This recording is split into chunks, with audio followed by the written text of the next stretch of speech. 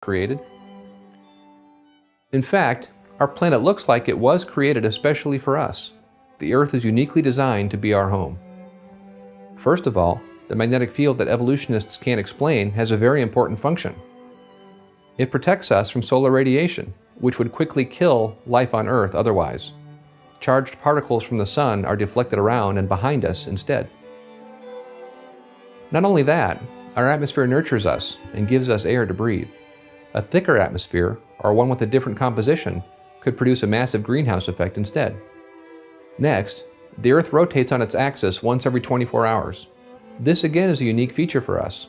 If the Earth rotated too slowly, there would be extreme temperature changes on our planet.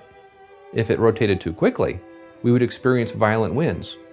But it rotates at just the right speed. Also, our planet's axis is tilted by 23.5 degrees.